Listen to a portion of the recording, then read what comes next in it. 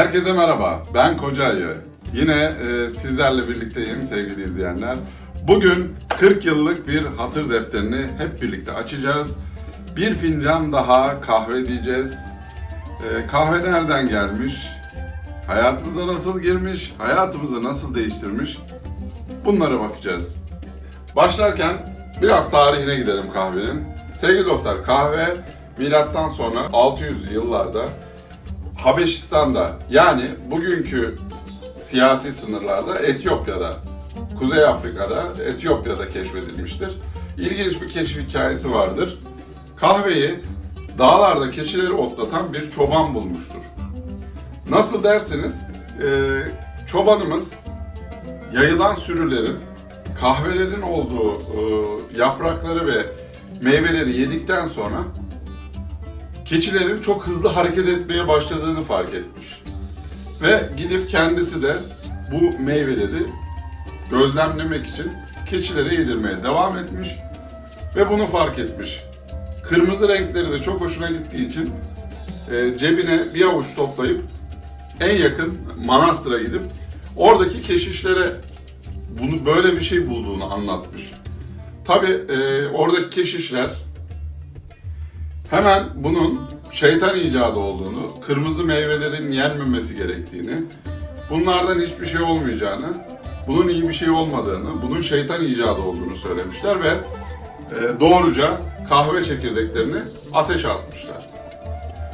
Tabii kahve çekirdekleri ateşe atılınca, kavrulunca etrafı mis gibi kahve kokusu sarmış.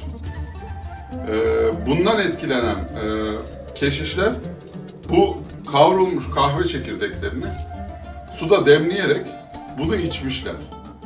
Ve bunun son derece lezzetli ve keyif verici bir içecek olduğunu fark edince böylece kahve insanların hayatına girmiş olmuş. Benzer bir hikayede Yemen'de anlatılır sevgili izleyenler. Etiyopya ve Yemen kahvenin tarihine sahip çıkmaya çalışıyorlar.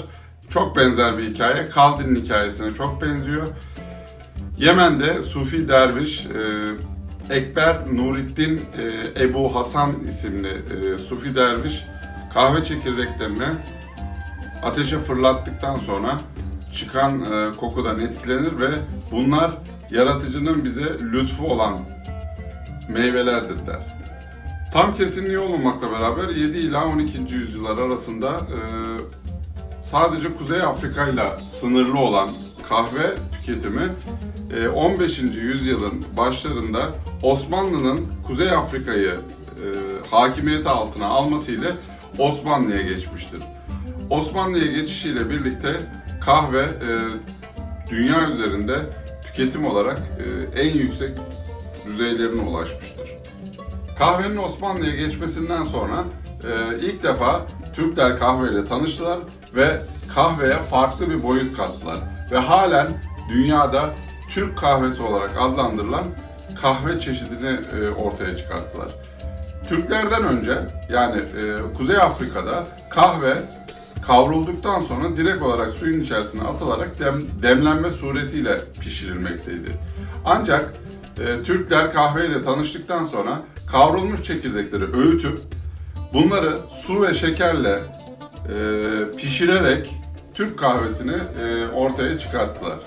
Ve hepimize bu miras olarak kaldı. İlk kahvehane İstanbul'da açılmıştır. 16. yüzyılın ortalarında kahvehane kültürü İstanbul'da geniş bir yelpazeyi etkileyip insanlar tarafından son derece sevilen, hem kahve içilen hem kültürel faaliyetlerde bulunan satranç, tavla gibi oyunların oynandığı, politika, ekonomi gibi şeylerin konuşulduğu, ticaret yapıldığı ortamlardır. Kahvenin Avrupa'ya gelişine biraz değinmek istiyorum. İlk kahve 16. yüzyılın ortalarında Venedikli tacirlerin İstanbul'dan İtalya'ya getirmesiyle Avrupa'ya gelmiştir. İtalyanlar kahveyi çok sevmişlerdir. Bugün de bildiğiniz gibi birçok kendilerine özgü kahve pişirme tekniği ve kahve yöntemi geliştirmiştir İtalyanlar. Bu arada Avrupa'daki ilk kahvehane ise şimdi anlatacağım çok ilginç bir hikayeyle ortaya çıkmıştır. Viyana muhasarasından sonra Osmanlı ordusu geri çekilirken geride çuvallarca kahve bırakmıştır. Ve Polonyalı bir girişimci bu çuvalları alıp Viyana'nın içerisinde ilk kahvehaneyi bu kahvelerle açar. Tabi burada Viyanalı casusların kahvenin nasıl pişirildiğini Osmanlı'da gördüklerini de hatırlatmakta fayda var. Böylece Avrupa'nın ilk kahvehanesi Viyana'da açılmış olur sevgili izleyenler. Kahveden bu kadar konuştuktan sonra hep birlikte bir kahve içelim mi? Haydi hep beraber mutfağa gidelim ve bir Türk kahvesi yapalım. Sonra da afiyetle içelim. Haydi hep beraber Türk kahvesi yapalım.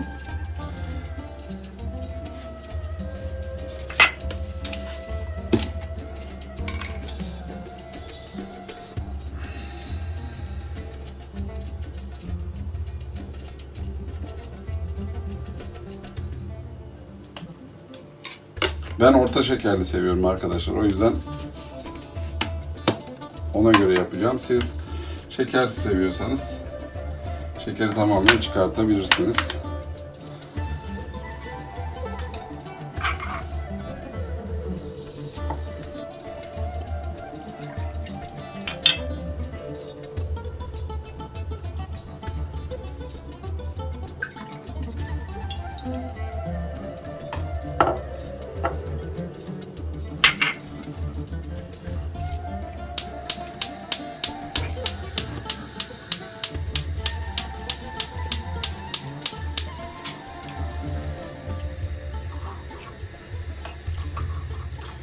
İyi kahve yapmanın sırrı sürekli karıştırmaktan geçer ve kısık ateşte pişirmekten geçer. Ben şu anda en kısık ocağı kullanıyorum bunun için.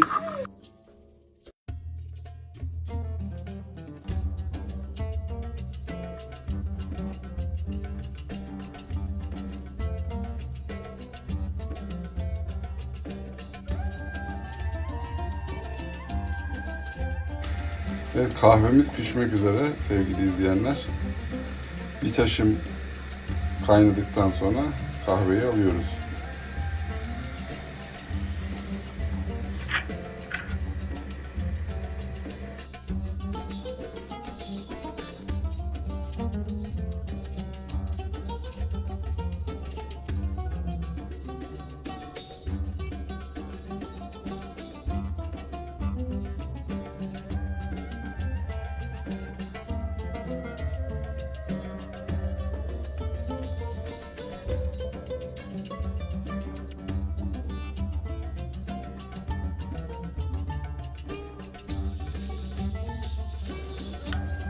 Servis hazır. Ne demiş atalarımız? Gönül ne kahve ister ne kahvehane. Gönül muhabbet ister kahve bahane. Hayata bu pencereden bakıp her kahveye bir ömür yükledik. Sonunda kalanın telve olduğunu anladık. Gönlü geniş dostlara buradan selam olsun. Bizim için kahve dost gibidir. Hatırı 40 yıl, tadı hem acı hem de bir o kadar tatlı. Haydi hep birlikte içelim. Afiyet olsun.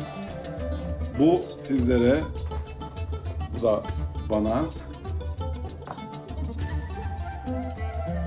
Ardından da hep birlikte görelim. Neyse halimiz çıksın falimiz.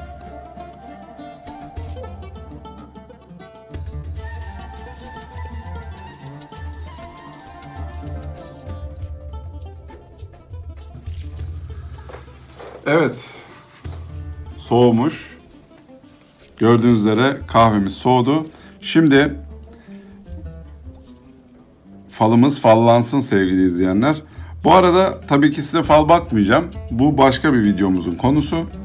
Çok güzel de fal baktığım söylenir, ayıptır söylemesi.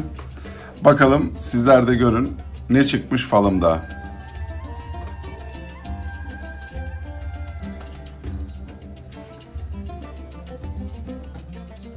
Gönüllerinizde bizlere tekrar yer açmış olduğunuz için sizlere sonsuz teşekkürlerimi sunuyorum sevgili izleyenler. Bugün hep birlikte Türk kahvesi içtik. Biraz dostlardan, biraz kahveden bahsettik. Bizleri izlediğiniz için hepinize sonsuz teşekkürlerimi sunuyorum. Tekrar görüşünceye dek en güzel günler, en güzel geceler sizlerin olsun. Hoşça kalın, mutlu kalın. Bahtınız da kahveniz gibi berrak olsun.